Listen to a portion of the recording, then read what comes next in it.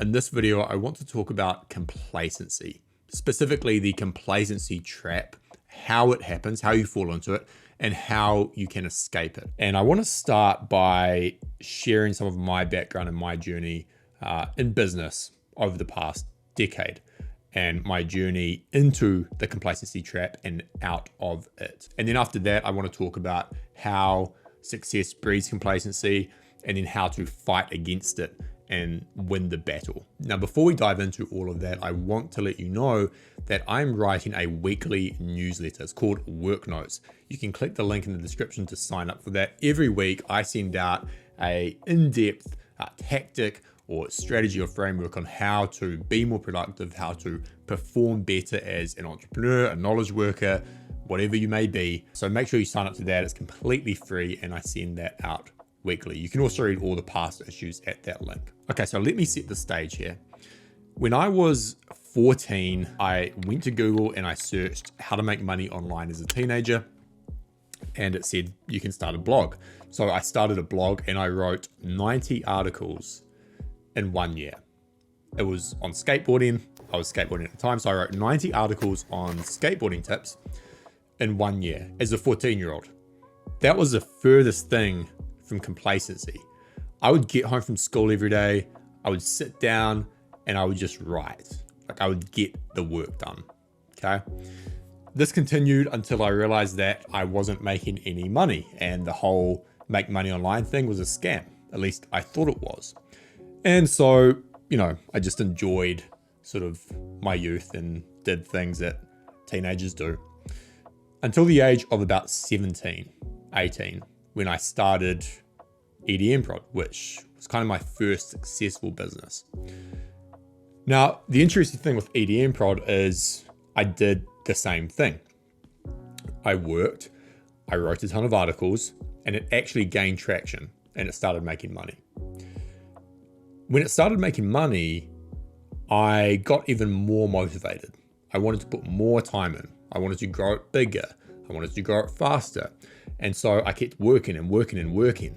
And for a period of about 3-4 years, that's all I did.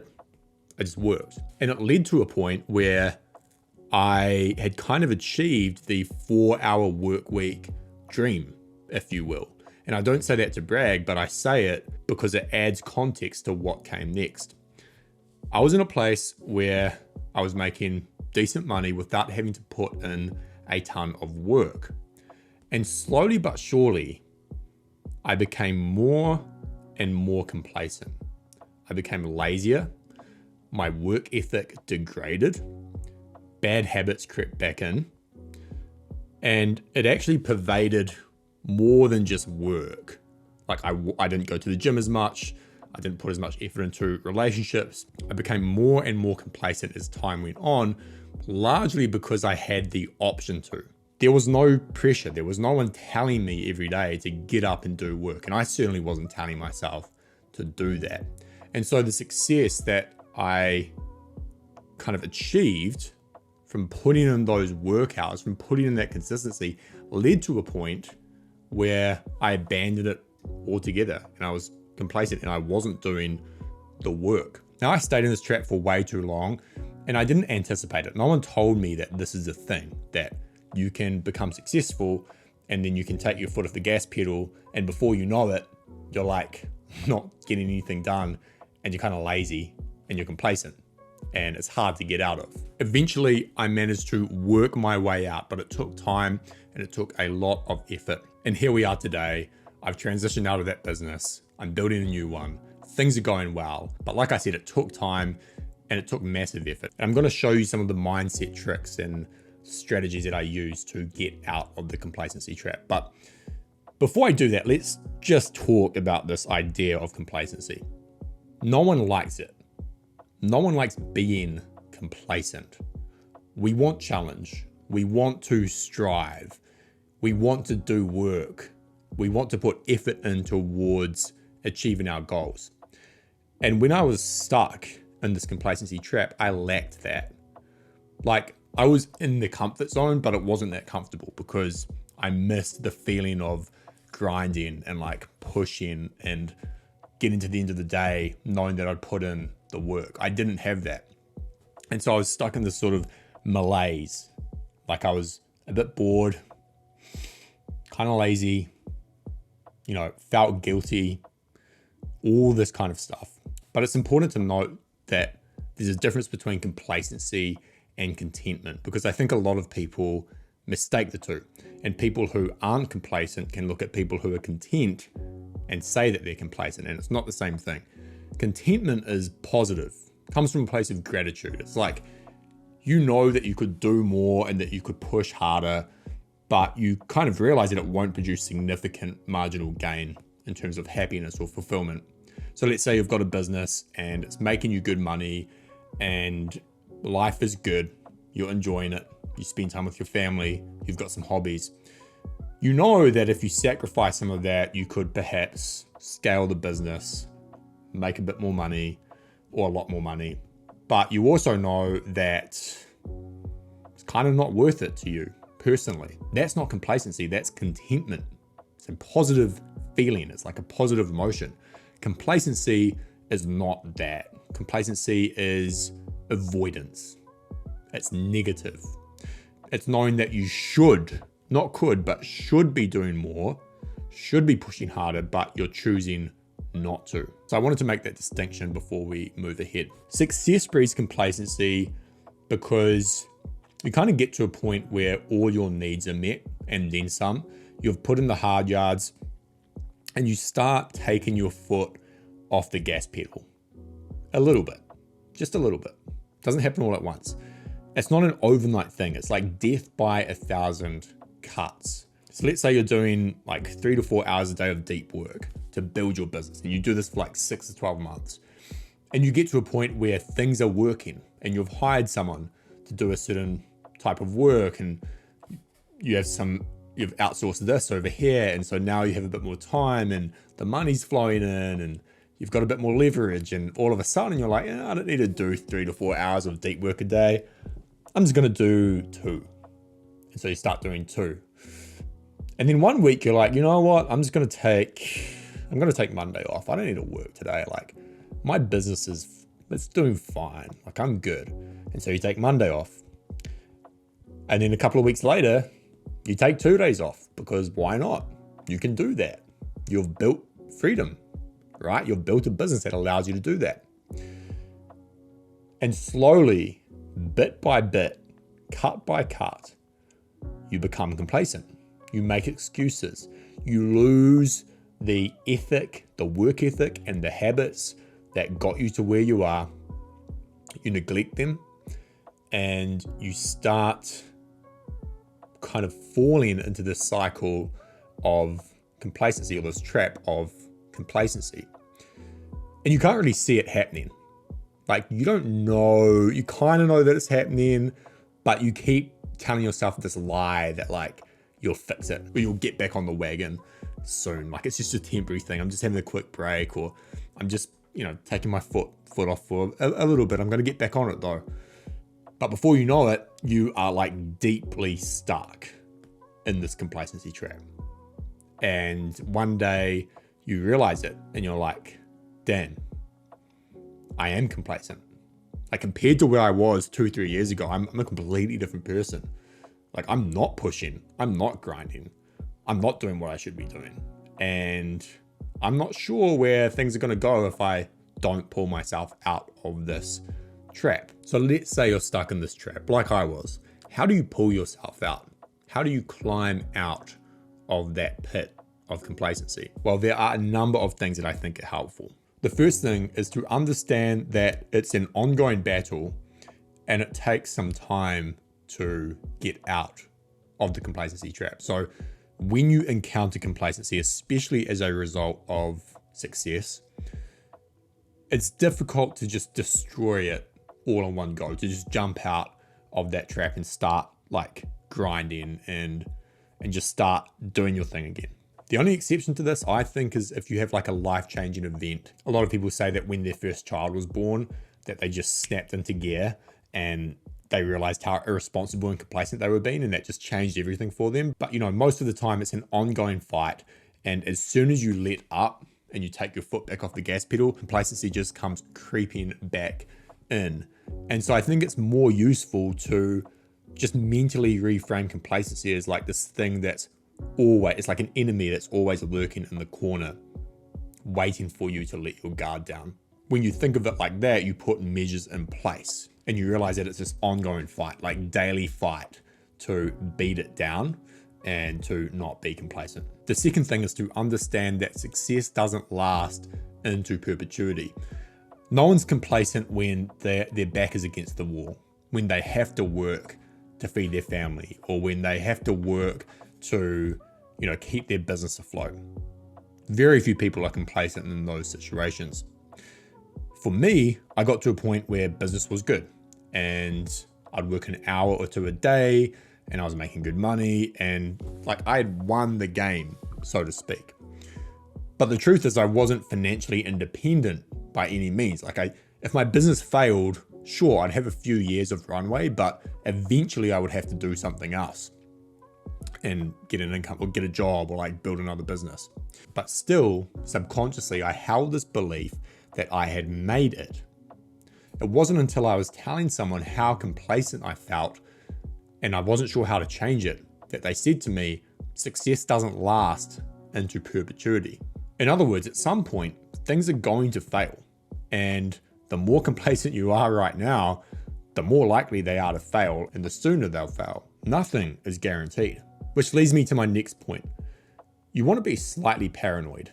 As Andy Grove says, only the paranoid survive. And he's talking about companies, but it applies to you, whether you're a solopreneur or freelance or whatever you may be. I'm not talking about being paranoid 24/7. Being constantly paranoid about failing and losing everything is not a good recipe for fulfillment and happiness. But being slightly paranoid and slightly fearful is a good way to escape this complacency trap. Fear is a great motivator. It might not be the most comfortable motivator, but it does work. And if you look at how the world works, you should be slightly paranoid anyway, because the world is changing fast. AI is revolutionizing the way we work. It will change businesses. It will change work as we know it. And whether you like that or not, if you're complacent and you're not doing anything about this, or you're not working hard to stay ahead, then you might find yourself in a tough spot. The fourth thing that helped me is to make friends with discomfort again. And the reason why I say again is because chances are if you were complacent because you had some success, then you know what it's like to be uncomfortable. You had to put yourself in that position to get to where you got, right? You had to put in the work. You had to put in the hours. You had to struggle. The reason why the complacency trap is difficult and it takes so long to get out of for a lot of people is because it takes a long time to get into. Like I said, it's death by 1,000 cuts. It doesn't happen overnight. It's decision by decision. It's missing a day here. It's choosing to step back a little bit, taking your foot off the gas pedal. It happens over time. And so to get out, you need to reverse that process, which takes time. I don't mean that if it takes you 2 years to fall into the complacency trap, that it's going to take you 2 years to get out. But you are stuck in this sort of homeostatic cycle. And so it does take some time. It's not a matter of a few days or a week. It's more like months. One thing that's helpful is to reframe comfort and discomfort in your mind and then desperately seek discomfort every day. So comfort is why you are complacent, right? You made a series of decisions that optimized for that. You worked less hours, you chose smaller projects, you set smaller goals, you took days off when you know you shouldn't have. But as you know, comfort and complacency, it doesn't feel good. You want to be challenged again because that's what makes you feel fulfilled. You like that. Discomfort, on the other hand, is a signal that you are on the right path. If you are feeling it, then chances are you are fighting against complacency. Not even chances are. You are. If you're feeling discomfort in your work, and by discomfort, I mean not super stressful discomfort, but the discomfort knowing that you're working towards a goal that's important. If you're feeling it, then you're fighting against complacency. But the longer you have been complacent, the more inertia there is and the harder it is to sort of ramp yourself up mentally to embrace that discomfort. To give you an example, I built EDM Prod largely off the back of my daily writing habit. I would write for hours per day. I'd put up blog posts. I'd write scripts for like videos and courses. And as the business became more successful and I became more complacent, the writing habit that I had, that writing habit started to wane. I told myself that it wasn't as important. Down the line, a number of years later, when I wanted to escape complacency and rebuild my writing habit because I knew that it was important, it was harder because I had all this inertia. I hadn't done it for so long. And so I experienced a lot of discomfort trying to ramp that back up. But it helped me to reframe it as a signal that I was on the right path. The fact that I was facing resistance, the fact that I was facing discomfort trying to do this made me realize that it was the right thing to do. Tactic number 5 is one that's pretty hard to do, and it's not enjoyable. It is to negatively visualize and be brutally self-honest with yourself about what will happen if you stay where you are or stay in this zone of complacency. Complacency will maintain itself as long as you ignore your behavior and its consequences. It's easy to tell yourself that you will stop being complacent at some point in the future, but inertia is strong and it doesn't reverse itself for no reason. One way to cut through this inertia and to cut through the nonsense that you tell yourself is by negatively visualizing your future. So asking yourself, if I remain here, if I remain complacent, if I keep avoiding the work and the habits that I know are useful and important, and I know that because they got me to this point of success, where will I be in 1 year? Where will I be in 3 years?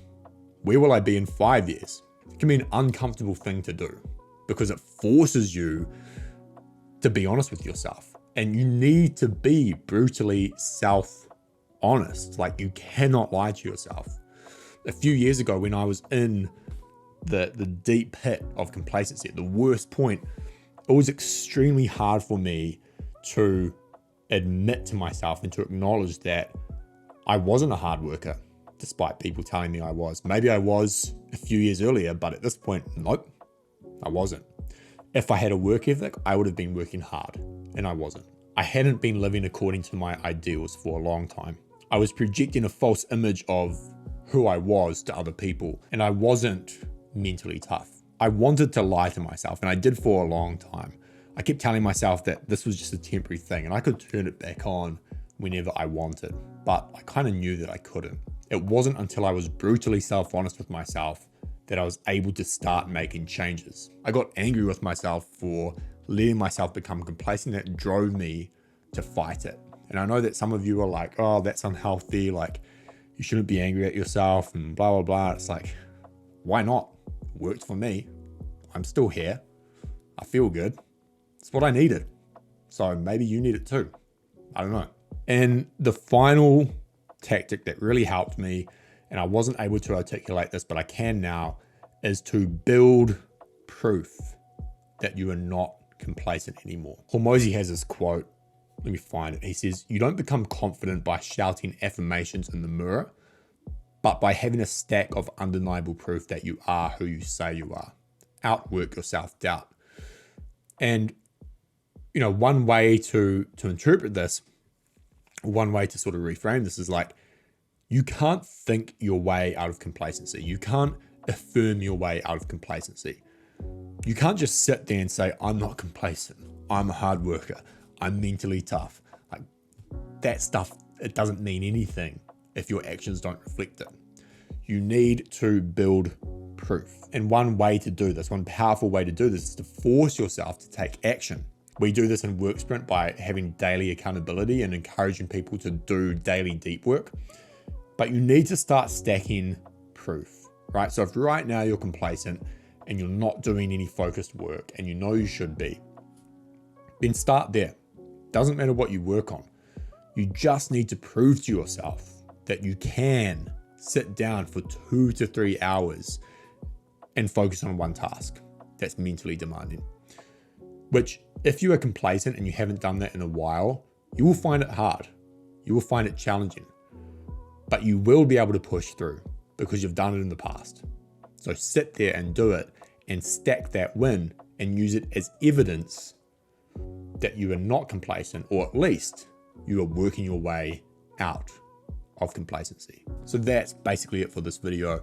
Hopefully it wasn't too all over the place. If you enjoyed it, let me know in the comments below. Make sure to hit like and subscribe, and I will see you in the next one.